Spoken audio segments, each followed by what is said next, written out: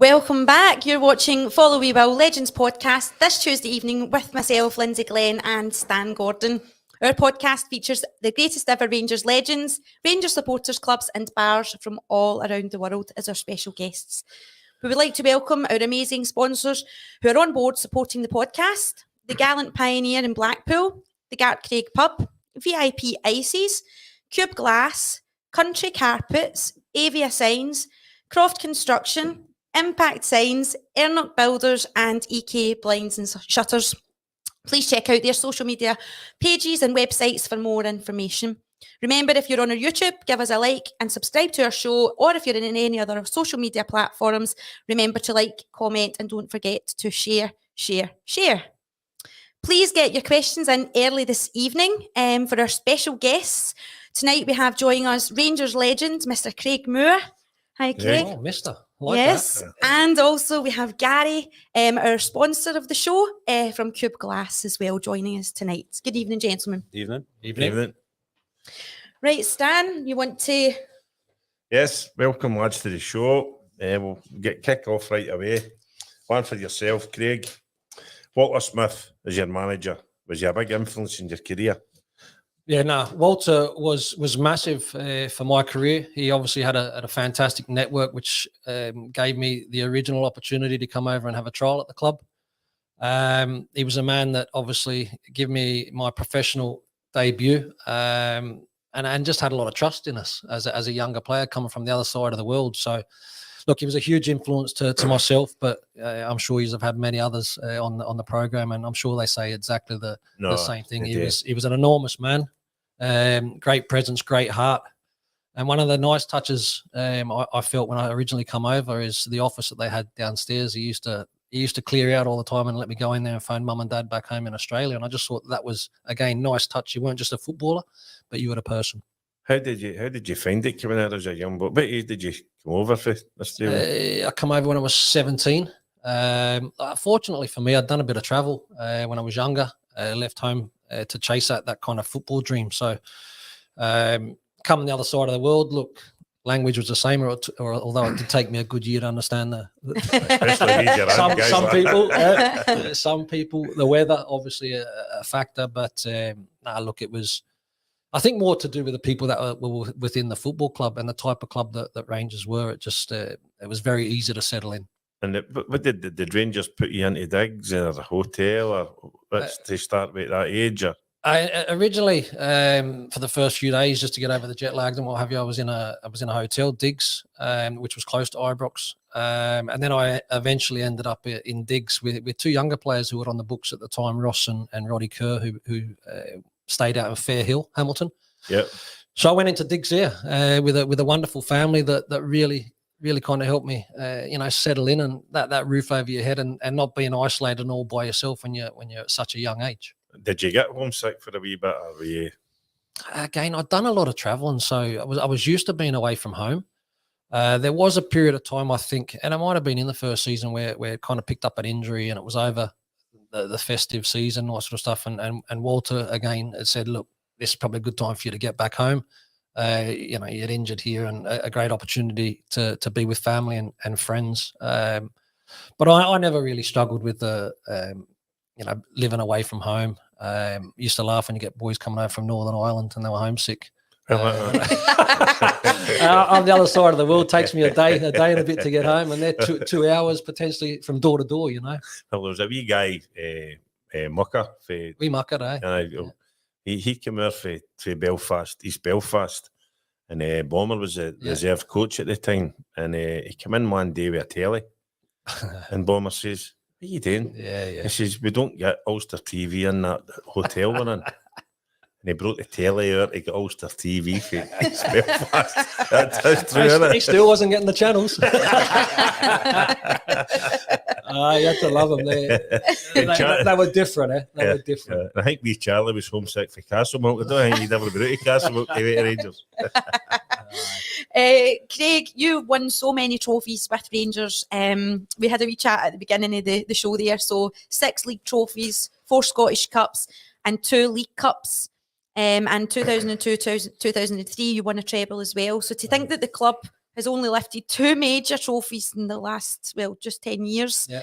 You must be a very proud man with your achievements for Glasgow Rangers. Yeah, look, again, I guess when you're finished and you kind of can reflect and look back. Look, I was involved at that time with a fantastic football team. Went through obviously a couple of changes for the amount of time that I was there.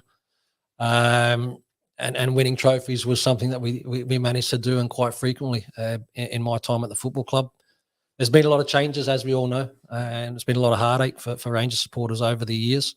And I've no doubt, obviously, we'll get back to where we need to be, and we're going through change again. But yeah, no, I was very lucky. Like I said, 12 trophies. Playing with fantastic players over a number of years, and just to win and to lift trophies. That's what you have to do at the football club. That's the expectation. Yeah. And I was very fortunate, like I said, to play with good players and good teams, and managed to be able to do that. To also work under Dick Advocat as well. How Yeah. did you find that approach to football? Did you find that was difficult for you, changing, maybe playing the Dutch kind of way?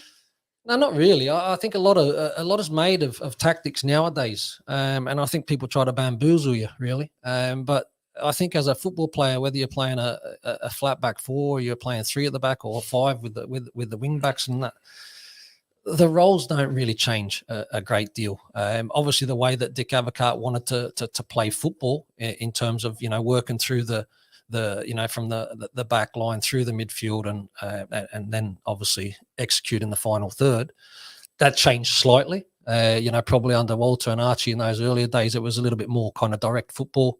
But again, like the quality in both sets of those teams was high level.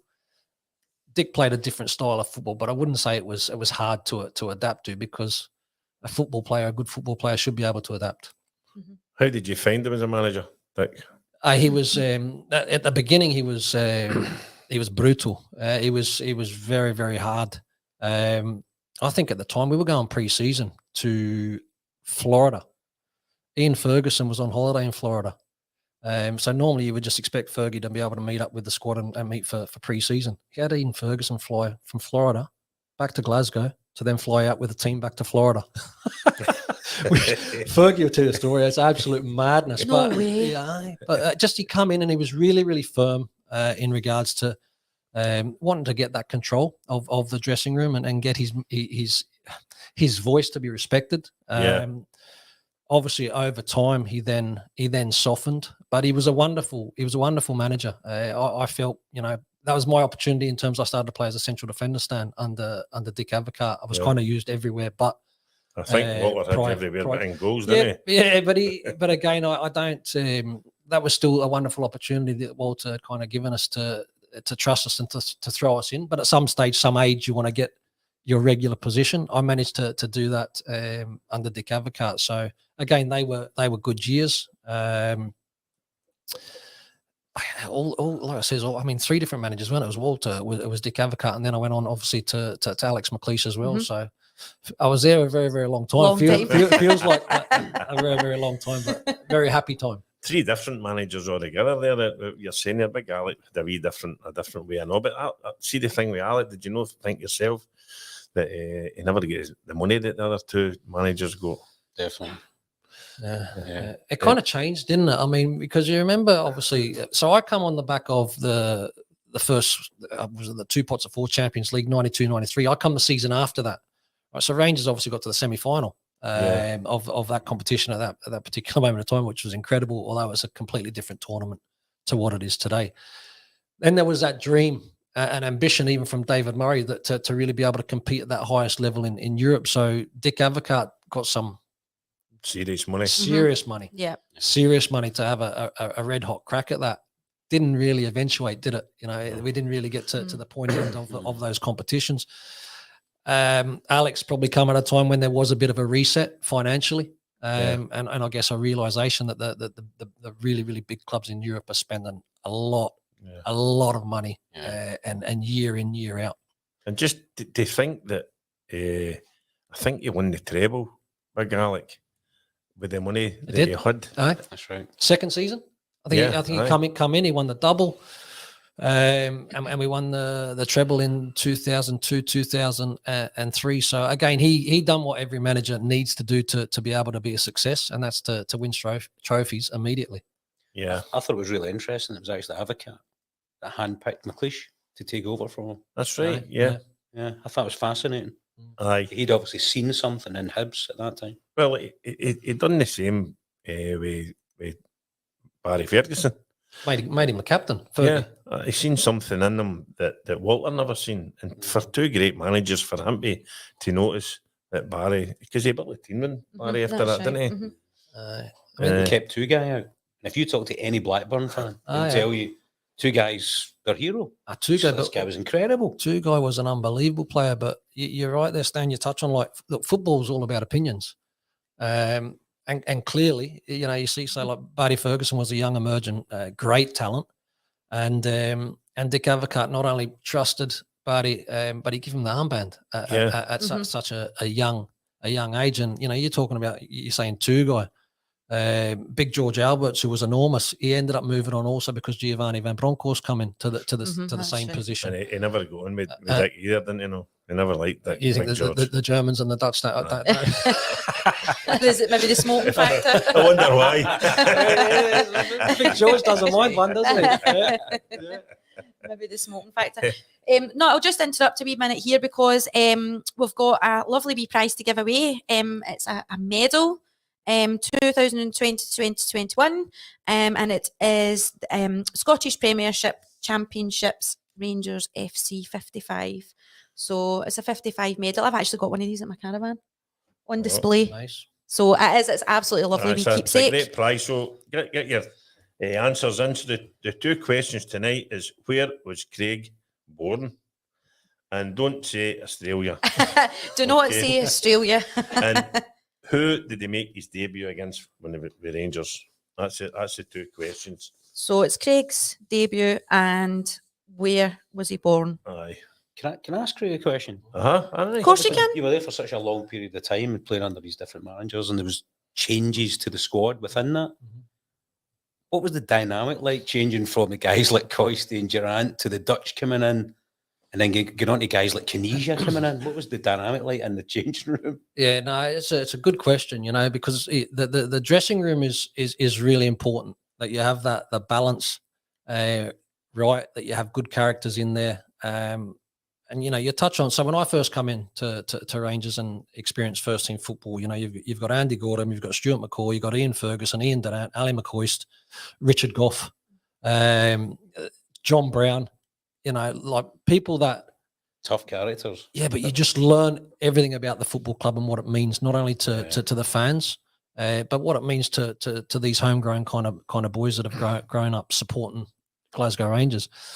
So we had a good base, a good education, a good understanding to be able to sort of like then pass that on to these new players that you touch on that come in. So when the Dutch players come in, it's important that they're also able to mix and not keep in their groups and all that sort of stuff. Arthur Newman was unbelievable. I like Arthur. He's still some character. He still is some was character. Brilliant. Mm-hmm. I'll tell you what, he was amazing, because again, the trust that Dick Avocat put into Barry Ferguson, as we touched on, Amaruso was a huge character as well. But Arthur was really important in terms of, those new players that were coming in and being able to I guess, bridge any kind of gaps that there can be with different cultures, different backgrounds. And he sort of like then it just made the dressing room sort of like gel extremely well. I mean, we obviously all give each other pelters. That was normal. As soon as you walk into the dressing room, everyone's at each other. Stefan Kloss used to walk in with his nice jumpers. So the Christmas jumper shout was coming out all the time with Stefan Kloss. But look, they were good days, but you tested the moment you walk into the dressing room. Mm-hmm. I remember Arthur Newman actually tell me it was at Parkhead. Celtic gave us a right doing at Parkhead. One of the games, he said, and Ian Ferguson was on the bench and they brought him on with about 10 minutes to go, 15 minutes to go. And when he got on, he was just kicking in and it was moving and he was raging it. And he came in the dressing room after it, and Rangers had already won the league. So all the Dutch boys were all having a laugh and a carry on after the game, and they thought it was funny. And Fergie just went absolutely bonkers. And he said, I'd rather lose the league than lose to them at Parkhead or any game against them. Yeah. And he said, and Dick seen what was happening, and he just took a wee step back and let Fergie let off steam. He says, and Arthur said, that's when I realised what an Old Firm game was all about. He said, because we were just, we get beat, but we've won the league. What the 3 points matter? Yeah. He said, and he just went, I don't know if you were in the dressing room at that time. I would have been. I would have been. And that's the thing. I did eventually go on and have experiences at other football clubs, but I've never experienced what I did at Rangers, and that was that expectation of winning every single match, and it brings a lot of pressure. But at the same time, you need to have the right characters that are able to handle that. Yeah. And for the period of time that I was there, that's exactly what we had. We had winners. We had people with huge characters that just knew how to get over the line, and it didn't have to be beautiful. It was just all about making sure that you go out and you get the results. And the bad days, you've got to know how to grind and still get over the line. And we kind of always managed to have that in my period of time. Yeah. Do you think there's still? Now, I know there's a lot of characters in the game. But do you think there's quite as many? Nowhere near it. Was? Nowhere near Nah. it. No. I don't think we see that either, do we? When we go to games, we don't see that. And even when we see interviews with some of the current players and different things, it's they're not the same as what came back to your time was and before that. It's because it's like a national thing now, isn't it? It's like football's not just all about people coming for their own hometown, like Craig said. Like you've got Charlie Miller, Bob Malcolm, people that grew up supporting Ian Durrant, Barry Ferguson, grown up supporting their team and then playing for their football club. Now it's worldwide, and you get players from all over. I think also as well, society's changed. Mm-hmm. Social media nowadays. Like I think a lot of people, players, that's their platform where they really communicate. But you touch on like the characters. So Coisty was incredible. Durant, unbelievable. Gaza. I think the game is missing these type of characters, and I'd love to see more of it. But it seems to be managed or controlled a little bit differently to say what it was back in the day. Just a kind of lack of steeliness is probably the word I'm thinking of. You don't seem to have the same. They don't socialise the same either now. It's not the same. I'll tell you what, we socialised. I know, but now socialising for players is probably all sitting in their own houses, connecting on Xbox or PlayStation, playing Call of Duty and talking to each other over headphones. That's probably their way of socialising now as footballers, because it's so strict now with what they eat, what they drink. Well, even if you look at the squad just now, you would probably look at maybe McGregor and maybe a Juan Mayer, maybe no even Ryan Jack, maybe McGregor and Arfield. Yeah. That you would get a wee bit of. I could see that. Aye. The rest you wouldn't. You know what I mean? Sometimes when we went to get at Ibrox, you see them getting off the bus and the heads are down there and they've got earphones and all that kind of stuff on. Years and years ago, you'd have seen the players getting off the bus. They'd been pushing each other off the bus and tripping each other up. And you don't see that now, didn't you? Counting how much money I'd lost on cards on the way to the stadium or something. Coisty with his pockets full of cash again. So, have you got any stories socialising? Come on, give us one. Easy, Tiger. Easy, Tiger. Yeah. Look, Liza, you touch on. I think socially, in terms of, we used to go. It was a family. We used to work hard, and we used to play hard. But at the same time, like Walter was there in case in that period of time, like obviously if someone's coming in and they've had a big night and you're not able to trap the next day and perform, it didn't even get to Walter. It didn't need to, because the players managed that in-house. It was like we used to go out and enjoy ourselves. For example, if we're out, Tuesday would be a running day and you're off on a Wednesday.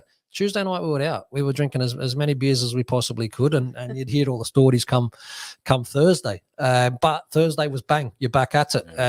That jersey, once you had a hold of that jersey, you didn't want to let it go, even to your mates in that dressing room. They're mates, but you want to play. And so it's back to standards, and I think there has been, probably over the last couple of seasons after winning 55th title. That I think that there was an acceptance of mediocrity. Yeah, yeah. And that can't be allowed to creep in, because the moment that creeps in is the moment you produce non-winners. Yeah. And that's not what the football club's all about. So I think that's slowly, it's starting to change. You need to get the right people within that group, and everything needs to be competitive. Absolutely everything. And that's why the teams that I was involved in were successful, because I tell you what, whether it was cards, whether it was pool, it didn't matter what you were playing. It was win at all costs. And I love the way that I was brought up in that period of time. And I was quite hardened as a young lad when I come over. But, you're going into a red hot dressing room, boys that are sharp, boys that are serious football players. And at the same time, we'll let you know if you're not delivering a standard that they know is good enough for the football club. I can remember just a daft story. I can remember years ago. I don't know if you were there, Craig. I'll try and give you a get out of jail card here. Was it Buzzy Wares, Big Duncan Ferguson, arm wrestling, half the pub, Princess Square. Oh, that was a good night. That was a good night. He wasn't fighting half the. He had his top off, and he was a bit skinny guy, but I mean, it was just the length of his muscles. He was a machine. He was arm wrestling everyone. Right, who's next? Next. I'll tell you a story about Buzzy there. You're talking about Coisty. This is true. Coisty had a broken leg, and we won the league at Airdrie. So they all come back to Blantyre Union Jack Club. So we had a great night. So it was Bomber, Coisty, wee Durant. So Coisty's got the crutches. So we jumped in 2 taxis, heads to Buzzy Wares. So we're at the bar, and he'll confirm this with Coisty, the way he acts, right? So we're at the bar, he's sitting like that. So this guy comes out, and he's like, Coisty, how you doing? Bomber, brilliant. Durant, how you doing? He goes, I'm a jeweler. I've got more money than you, 3. He said, I make fortunes. And they went, oh, aye, very good. Brilliant. He says, I make this and I do that. And you can see Coisty going, you want to tell him to get out the road? So Bomber goes, listen, mate, we've just won the league. Our mates are there and we're just having a couple of drinks. It's all right if you go and give a wee bit of break, Who are you talking to? He says to Bomber. He goes, you were rubbish. He said, I'd run rings around you anytime. Right? So I went, excuse me, Bomber. So I trapped in Nottingham and he failed. So he didn't know. He got back up. He was like, I'm suing you for everything you've got, John Brown. Everything. And I went like, no, it was me done it. And I've not got a light. I said, sue me. And Coisty's in the background going, remember, I never done nothing. Just typically him, wasn't it? Coisty. Yeah, no, he's very good, Coisty. Yeah. He was an amazing football player. Again, used to learn a lot off him. His movement was incredible, unbelievable goal scorer. But I tell you what, he had a nasty side. Yeah, I know. He had a nasty side. You didn't want to get on the wrong side of him. But he was great value when you're in his company, as you will know. Top notch. Oh, definitely. And he's still doing well to this day, even with his further career, like pundit of the year. Commentaries, they love him. He's doing great. He's brilliant. I love listening to him. Yeah. Aye. Have we got any? Let me have a wee look and see. Yes, we have. I've got Bartley in for his Belfast there saying hello. Yep. Hi, Bartley. And Tommy Hands. Tommy. Tommy, aye. Right. Tommy. So Tommy's put Sydney and Dundee United. Right, but so Dundee United definitely was my debut. I don't know if I can get Sydney. Yeah, Sydney's a big place, but it was maybe a hospital a little bit outside of Sydney. But I am Sydney boy. He knows and he knows me well. Yeah. What about what's the one with Andy Honest there? Craig was born in Sydney, and Chelsea. Was it Chelsea he made his debut against? Chelsea. Did you make your debut against Chelsea? Most definitely not. Definitely not. Look, Andy. First team debut, unless my memories completely failed me. It wasn't much of a game. It was a 0-0 thriller at Tannadice. Big Donkey was still at Dundee United at the time. So was Alec Cleland and Gary Bourne, who both ended up at Rangers. Mm-hmm. 0-0, and that was my debut, and there was a few more games that followed after that, which was nice. You obviously Charlie Miller and Bob Malcolm were close friends of yours. Still probably are very good mates.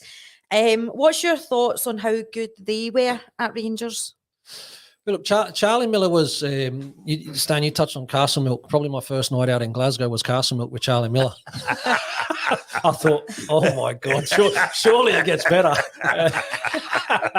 But Charlie, look, lifelong friends. Still speak, obviously, regularly today. Had him out in Australia, as did Bob Malcolm. Both come out and spent time with us at Brisbane Roar. So, look, both different players. Charlie Miller, he'd be sick fed up of hearing it. He could have been absolutely anything. What a talent he was. He still had a very good career, but I think that there was much more in the tank. Much more in the tank. Mm-hmm. Big Bob for me was he was one of the best passers of the ball that I'd played with. Right foot, left foot, great striker of the ball. I think what kind of held Bob back eventually was modern day football, the position that he played. He didn't really have the legs or the gears, but in terms of being able to control a game and his range of passing, was right up there. And again, like I says, we had a great time. Me, Bob, and Charlie in Australia at Brisbane Roar.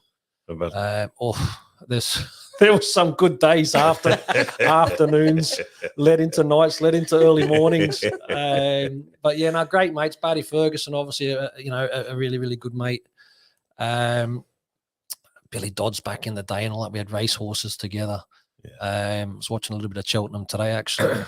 So no, look, I've been spoiled with the people that I've met during that time at the football club. And I'm a good networker. I'm one of those ones where I always keep in contact with people. So it's brilliant to be able to reconnect. Been back now a couple of years, in Scotland as well. So it's actually been really, really good to bump into former teammates and catch up. And probably don't drink as much now than what back in the day. We probably drank more, which is madness, eh? Drank more when we were playing. Well, I've got a wee bit there talk. Talk about the semi-finals, so I think you done no bad that day. But we had B. Durant on the show there a wee couple of months ago, didn't we? Aye. And we were talking about wee Charlie, and he says Charlie was the best player he ever seen at 15 and the worst at 17. You know what it was with Charlie? There was a Rangers supporters function out in Melbourne, but it was via Hong Kong. He went with Andy Gordon. Oh. That's right. Aye. I caught up with him. I managed to get out of Hong Kong, and I met the boys in Melbourne.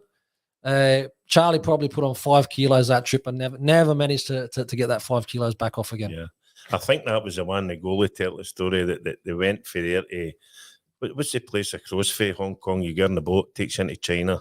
Kowloon. Oh, Kowloon. Yeah, and they got the ferry out, and Charlie was drunk. He was only young at the time. And they left him on the ferry. And they went to the racing and all that, and Kowloon or whatever it is called. Oh, is he just going back and forward? Aye, and he jumped on the ferry at night. The last one, they jumped on it, and Charlie was still sleeping on the ferry. Got up. I think he went about 6 times by the time he went back. There we've got a couple of wee mentions up here. So I've got George A. Let me see what George is saying. Hello, troops. Lancashire. Aye. I can't really read it. I've not got my specs, Stan. Yeah, he's been in the Stonefield Tavern a few times. Regular meet the guys before home games at Ibrox. Oh, very good. Thanks for your comment there as well. That's brilliant. Jamie Collinson. Can see what's his question. What was Craig's most memorable game in the Rangers jersey? You know what? It's a tough one because there were so many highs. And again, I've touched on a few of the players, obviously in the different the different teams. But the season, the 2002-2003 treble season, for me was incredible. It was a season I managed to play a huge number of games. I normally kind of struggled, unfortunately, with injuries and what have you. But and to do it with my really, really good, probably best mate from Australia, Kevin Muscat, that year as well. So you know, from the other side of the world, to end up having two Aussies that have grown up together, and to win the treble at Rangers that year was something that will never be forgotten. The season started on a high in regards to, we used to travel into myself, Kevin Muscat, Stephen Hughes, Bob Malcolm and Barry Ferguson. We used to stop home for a shandy every single day. It led sometimes to a few more. And we won the treble that year. You talk about team building and just great morale within the dressing room. It was so it wasn't a particular game, That was it. It was Treble. a season. It was incredible. Brilliant. What player did you look up to, Craig, when you broke into the first team? Who was your idol? Who did you idolise? I'll tell you what. Richard Goff, for me, inspirational. Wonderful player. Probably the best professional I'd ever seen. Unbelievable captain and leader. And I was fortunate enough, and still to this day we speak quite a lot. And the advice that he'd given myself, even when he was younger, and he had a similar journey coming from a long way away. He was from Sweden, I think, or South Africa. There was a bit of a mixed up, but travelled, and he's like, mate, lock into a good pro, watch what they do.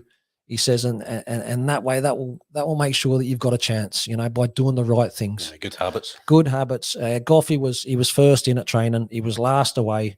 He was eyes and ears for Walter Smith at the time, but in a way that was done in the correct way. So he managed that dressing room extremely well.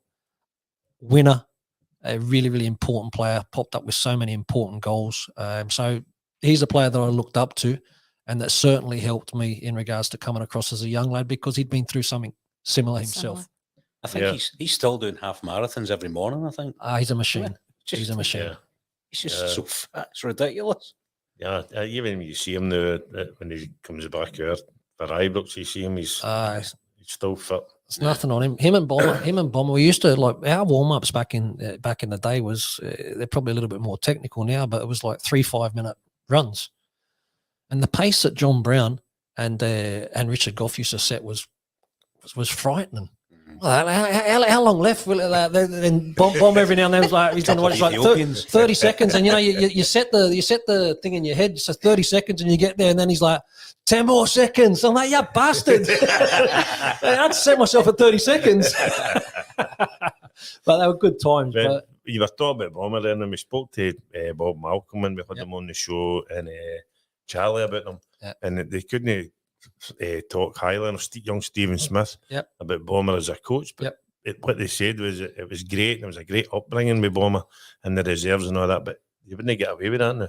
The player knew to kick up the arse, carry on, and you just, it doesn't happen. Actually, to a certain extent, too, they don't have old coaches school. Like that. You're not allowed that anymore. Even how many pros you hear talking about, how good it was actually cleaning the older pros' boots. Yep. And just learning that discipline of cleaning, and brought up in such a strict, not a strict, but disciplined way. Yeah, brilliant. Don't have that now. I only had the experience, obviously, playing with Bomber as a young lad, because when he was coaching, I'm pretty sure I was not at the football club. But again, when you talk about someone that the experience that he had, what the club means to him, he's hard but fair. Yeah. And I think that I still think today that is respected. But I think nowadays it's kind of changed. It really has changed. When I come in, Billy Kirkwood and John McGregor. John McGregor. They were fantastic for me. But again, Kirky it's good cop, bad cop. Obviously, John McGregor. But I managed to play games beside John, and again, for my development as a young player, accelerated so much. You're playing with a coach.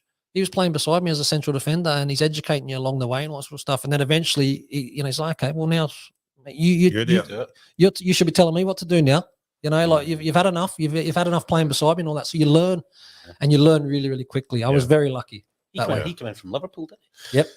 That's a good background, John McGregor. Talk properly. Yeah. I was a great player with Liverpool. Yeah, he had a bad. I mean, I know he had a bad knee. But again, he was still training back then, and he was still playing games. But like I said, at that time, myself plus many, many other players, you were just given the best opportunity, and then it was up to you what you kind of made of it. Yeah. You didn't play against Kiev, did you? No. I was just thinking back to managers just doing little tweaks. Obviously, as soon as tweaked the pitch. I brought the pitch in, But Advocaat used to do that as well. He used to bring the pitch in, didn't he? To make it a little bit tighter at times. I think Kiev had 2 wide wingers who were fast and good, and he broke the part in that bit so that they didn't get the breadth on the part, which is a master stroke. I'll tell you when I wish that happened. and it wasn't in our control anyway. It was Ajax away from home. You were going to say that. Overmars, mate. I'm like, can you keep bringing it in? Keep bringing it. What an experience that was. Oh, The big Goffy no got injured that day. oh, I tell you what, he may as well have been injured that day because he didn't help me any. You're on your own, Craig. No, it was a harsh experience, but that was the level. They like my Ajax. They went on 94, 95. They won the Champions League, so that was. They weren't a bad side. They were top. They were top. Can you remember the team that day, the Ajax? I remember the Van der Sar would have been in goal. Yeah. Danny Blin was there. Yeah. Obviously, you had Ronald and Frank, I'm pretty sure, De Yeah. Boers. Aye. You had Overmars, definitely my side because he absolutely roasted me. You had Babangida, I think, the other side. Oh, see that game you were talking about when Seedorf. yeah, Seedorf. Did Seedorf play? Yeah. And And see when Bomber Davids? does his after dinner stuff. Bomber tells a story about that because he was just coming in as a coach at Rangers, and Walter and Archie sent him over to Ajax to scout them. And he come back after watching them, and he read out that full team. And he went, "Well, what's your verdict? What do you think?" He says, "We've done." He said, "That's the team talk we've had."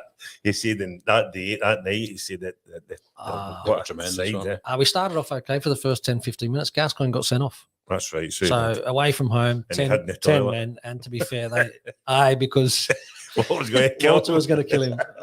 That's right. It was a lesson. I think it was a lesson for a lot of us that evening. But again, one that you learn from, and they were red hot. They were top of the. They were winning, or they won that either that year or the following year. They won the Champions League. Yeah, they were a top class. When we played them with the Rangers Legends in Hong Kong, it was all the players, and we beat them in the final. How we ever beat them, I don't know.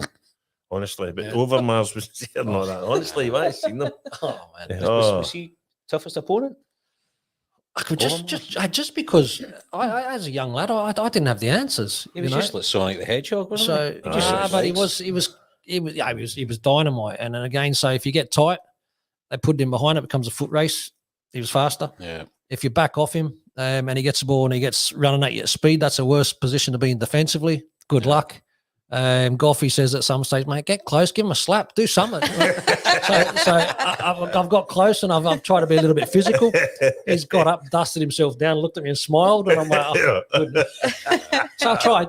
I think now learning and being a lot of, mate, just run him inside to other players and make him handle it. Brilliant. They've got a few more things come on the screen, Stan, but I cannot see them because I don't have my glasses No. on. We're a bit closer. Sarah McLean, come on, Gers, Scottish Cup, yeah. Thomas Martin. What's Thomas put? Show's brilliant. Stan, tell Craig, Claire, and I are asking for him. Blittered and Benidorm. Oh, it's Big Tom. Craig. Is that who it is? Yeah. What's the That's weather one like? of us What's the weather sponsors. like, big man? Is it Tommy Hands put something again? Last gasp tackle against Viduka. I injured myself in that tackle. It was a horrible night. We ended up winning 1-0. Was that it might have been the game that Rodney Wallace scored.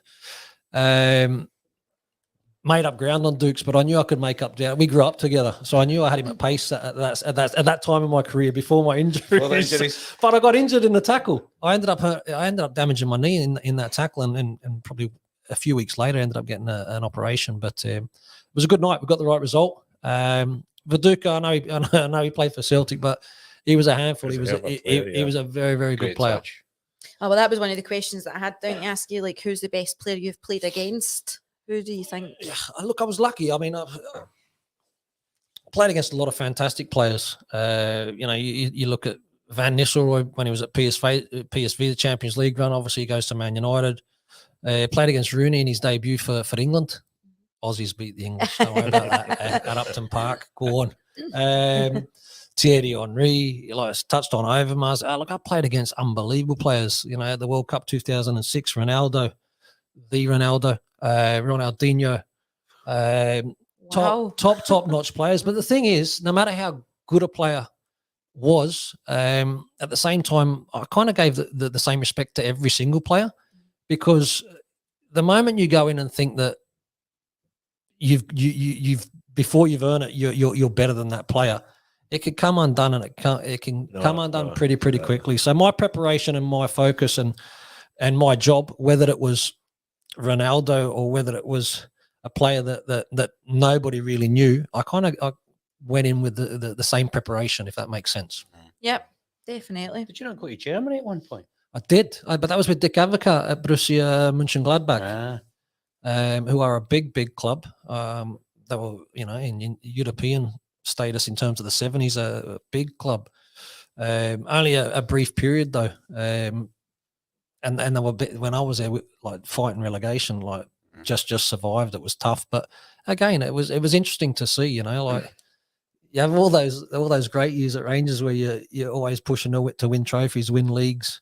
And then all of a sudden you go to a dressing room where you're down there fighting for your life and it's relegation. And it's just interesting, the dynamic, because all of a sudden that togetherness that I'd experienced, there was a lot of finger pointing, people sort of like trying to shift the blame and nobody willing to take accountability. It was very, very interesting. And at the stage I got there, luckily I was experienced, because if I was young going into that, I'll tell you what, you do well to survive. Sponsored walk we done a couple of weeks ago. How did you handle that, Lindsay? Oh, I did enjoy it, but I wouldn't rush back to do it again. But it was good. I enjoyed taking part. What was it, 12 mile? 11 roughly about 12 mile, yeah. And I tell you, I'll take my hat off to you. You done great. After we done the sponsored walk, Lindsay went up and sang in my pub after it, and how she was dancing about. I don't know how I done it. I don't know how I done it. I really don't know. I don't know how I managed it, but see, I'll tell you, when I got home and see the next day when I woke up, oh my God, I could hardly even move, honestly. Well, we're talking about wee Charlie Miller there. I met Charlie on the Monday. We were at a funeral on the Monday, and he said, "Oh, my legs are killing me after that sponsored walk." He joined us at Cambuslang. I know. When we left Ibrox, the doors at Ibrox, right, and then we got to that. What was the first bar? We got to the Quayside bar. And I'm like, all right, okay, we've done a wee bit and we're at the bar already. This is quite good. This isn't going to be too bad, right? Okay.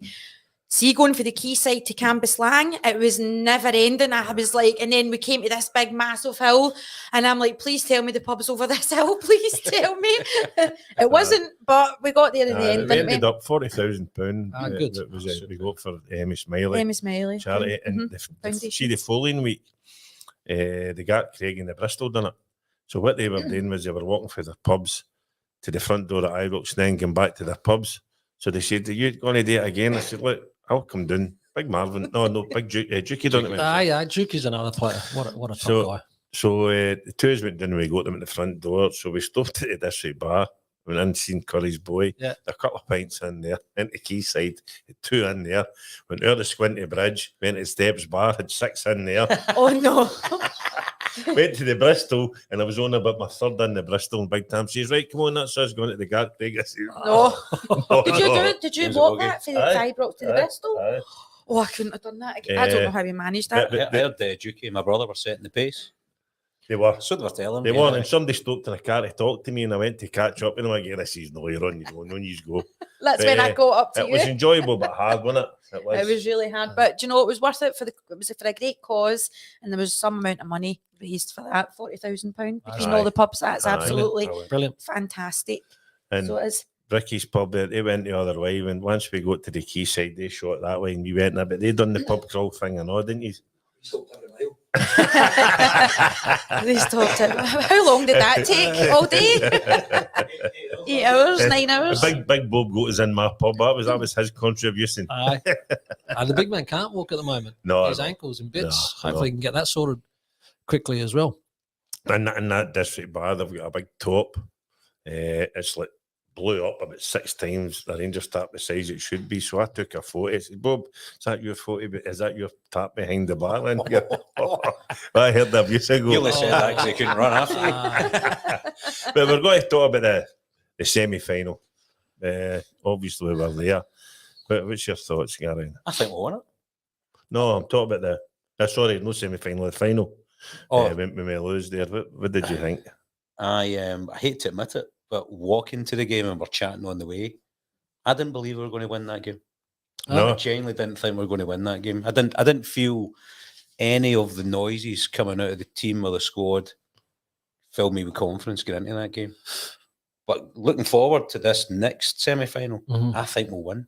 Yeah. And I think we'll win because when we scored in that semi-final, and any of my friends who are Celtic fans, they agreed with me after this. When we scored in that game, I thought the Celtic team started to fall apart. And they started going long. And up until that point, they were passing and moving, because they scored and they got the confidence. I thought both teams were nervous in the original final at the start of it. I don't think a lot of the play was particularly good. I think the pitch was a bit up and down as well. I don't think it was particularly good. But I think when we scored that goal, I thought you saw the belief drain from the Celtic team. And I think they know going into this next game that they're up against a decent side. What do you think yourself? Look, at the final, we were there together. Look, for me, I actually had a good feeling going into the match. Like many supporters, I was interested to see what the starting 11 was going to be. And I think I said at the time, I says for me, We got it that, wrong. that midfield, if we're signing players like Campbell and Raskin and the messages, not our messages, but from the club, is that they're very important players. It's all about the future. They'd already been in for me long enough. These are the type of players that have to play these type of matches, and I think it's been shown since that match. The impact that these two boys will have on the team moving forward. Yep. So look, we need to get that right. I don't think there was too much in the game. Celtic, the timing of the goals hurt us. For me, the timing of the goals.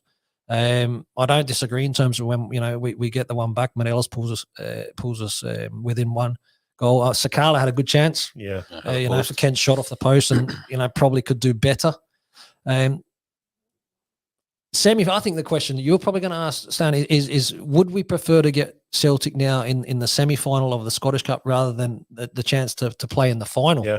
I think that's a lot of people asking that question. I'm quite happy to get Celtic in the semi-final. I am, because I believe that we need to learn our lessons without being disrespectful to the other semi-final. Whoever wins this game should be lifting the trophy. Yep. And I just think that there hasn't been too much, but what Celtic have shown is a consistency of form, and for the big moments to be able to come up trumps. What Michael Beale and his team need to improve upon is that there has been game plans that have been put in place for these matches against Celtic, and his words haven't been executed correctly. Yeah. So this is important. If we can execute, then I think that we're good enough to go and win the match. Do you know, see what we're talking about with it no picking Cantwell and Raskin? Yep. I agree with you, but I can actually see what Michael Beale was thinking. Oh, I can see the strategy. Yeah. It just didn't work. We played Hearts in the midweek. It was the same 11, wasn't it? Yeah, was the same. and our midfield, Lundstrom and Tillman. Kamara were absolutely brilliant. And was Tillman not fit as well? He didn't Well, look. he's not kicked a ball No, since that he game. didn't look fit. But he was also, Lundstrom was carrying an injury. and so was Tillman. He didn't Yeah. maybe have full training. What I will say to that, Stan, is I know everyone's got a little bit excited out with ourselves, Hearts in terms of third by a country mile, and for me, I predicted that we would absolutely steamroll them in that particular occasion. So I understand that he went with the starting 11. I know people says it's probably the best that Rangers played for a while. I thought Hearts were very, very poor. Yeah, but we took on Hibs after that, and we played great against Hibs. Stay away from him. Yeah. I just see when you bring players in, of value, of potential, of experience, they're the games you throw them in. Yeah, they're the games you throw them in, Stan, because that's why you're signing the type of player. For me, again, we don't know everything that's happening behind the doors, closed doors. Sorry, but when you sign big players, that's the moment you throw them in because they shine and they offer you a difference. And clearly, we've needed a difference. We've needed new energy. We've needed a change to bring better performances. I'm confident that is happening. We would have loved to have seen it in the final, though. I thought going into that game in the final as well, looking at our bench, we had a far stronger bench than what I thought Celtic had. I think they maybe had only one player that I thought, right, if they bring him on, they're going Yeah. to score. We had loads on the bench Yeah. that we could have brought on. Well, I mean, but we're only 9 points. I'm saying only 9, but we're 9 points behind Celtic, right? We still beat them and played them at Ibrox here, so it'd have been 6, right? But see, when you look back to when we were playing in Europe there and we started this season, you were playing your Liverpools. We were playing with the young boy Leon King. They'd respect him, but he was only a young boy with no experience. And they were playing the midfielder Sands beside him, and we had nobody else. Yeah. We had nobody else. Yeah. And they we're 9 points behind. Yeah. We kept an eye off the ball, I think, at the start of the season for investing. I think he went down the cheap auction and saying, right, we'll sign Stephen Davis up for another season. We'll sign up Arfield and we'll sign up McGregor. We don't need to buy anybody. And we took our eye off the ball, definitely. I think so. See what you were saying as well, Gary, like Celtic playing the long ball. I feel that that's the way Celtic do play right now. They execute their set plays well, you know, for corner kicks. They're taking advantage and they're getting goals for that. And they're the long balls right down to their fastest players you can get, you know, and they're just on the break and that's them, they're away and they're scoring the goals for it. So I don't actually think Celtic, me personally, I don't think Celtic have got a better quality of players than Rangers. They're just in a better, they have been in a better moment, you know, when you get into rhythm, you get confidence, you get that belief. And it pains me to say, but I just think that we've probably this season lacked belief. Definitely. You know, and that look, again, I've been there. The only way that you can get that back is hard work on the training field, is then that being transitioned to football matches, to win games and to get that confidence. You know, these type of games, there has been a few blowouts which have been really disappointing the last couple of years, but on the main, it's been really, really competitive. The moment of goals, crucial. And that's what killed us in the final. Their timing of their goals. Yep, just before half time. I don't know. I seem to think the Celtic, the first 5-10 minutes of a game and coming to half time and coming to the end of the game, there's always going to have chances. It's always been like with Celtic for some reason. I think Craig's hit the nail on the head. It's belief. Yeah. I've seen that seasons ago before Gerrard came. There was a period of time, I think, was it Windass scored? Ibrox, I can't remember the game, but was it 2-2 it finished? He scored a great goal. We were 1 up and we were going to go 2 up, and I turned to my brother and said, the difference is, we don't believe we're going to win this. You know, it might be, I'm saying a turning point. We all talk about turning points, but you touch on the game against Hibs, which was potentially a sticky game for us. What I really liked about that performance was not having us all biting our fingernails and just getting over the line. It was bang. It was the game was there to be won. And we got it won, and we got it won quickly. We were ruthless. We pressed for the third goal. I think it was Sakala's goal. We were in good forward areas. We were working hard, the great energy, and being able to kill the game off. I think for a long period of time, 12, 18 months, we've done just enough to go and win the game of football. That's not enough. It's not enough. The energy levels at the end of that game are unbelievable. Yeah. And that's what we should be doing every game. The goal that Craig was talking about there with Sakala was brilliant. He went one way and the other way, and then a couple of chances before that, you're saying he's never going to score. He's hit the ball in front of him, and then he goes and does something brilliant like that. The reality is, Stan, see if every single... I still don't... He's great, he's got pace, right? He's very unpredictable. I think at times he doesn't maybe know what he's going to do himself, but that's a nightmare sometimes for a defender. But if he scored the amount of goals that potentially he could have, we'd be able to sell him for an absolute fortune. He's just one of those players that he's never going to score enough from the chances that he gets. But at the same time, he's done really, really well. No, and I don't think Celtic like coming up against him because of his pace and his unpredictability. Because to be fair, he does give the fullback a hard time when we play Celtic. 100% he does, you know. Can you imagine what we could do if we had a proper centre forward? The chances that we create. Coisty was incredible. Was incredible. You know, you look at, I mean, Mikey Moles when he was fit before his knee injury. Wow, what a player he was. You know, Trolak to be fair has done a great job. You know, he's come in. It wasn't a huge spend, although it was a spend. He come in immediately and started to score goals. Look, it is an area in terms of winning trophies. You can't have one or two strikers. You need 3 or 4. And when one's not hot, the other one needs to be able to come in and score and just keep that rhythm, keep things moving, keep goals coming. That's one of the questions that we had wrote down here, Stan, wasn't it? Like, you're a football agent now, Yes, Craig. yes. So it was like, where did you feel that our team should strengthen maybe for going into next season? So is that an area, obviously, strikers? Well, I think every club. And have you got any? Listen, give me 24 hours. I've got all sorts of profiles for you. No, and I'd love to do, I'd love to do business with Rangers. I'm sure that will come over time. Again, the questions are going to come over the goalkeeper situation. Because Griggsy, I love, he's an unbelievable keeper and he may want to go around again. And again, I'd have no issue with that. But at the same time, I don't believe that what is currently there sitting underneath him is number one material. No. So I think we need to be ready to go to market for a number one. Yep. Yeah. Definitely need strikers. I would like to see another really dominant central defender. Yeah, I think so. The boy Davies is settled in well, but I think we need somebody. She likes the way we had Katic, maybe a bit raw, and Balogun a bit raw too, but they went and attacked the ball. Yeah. And she if a team gets a corner against us a free kick, I'm not confident. No, neither. Yeah. You know what I mean? And she in your time playing, if a team get a corner or a free kick, Goffey, Bomber, guys like that, you knew they were going to win headers in the box, but we don't seem to.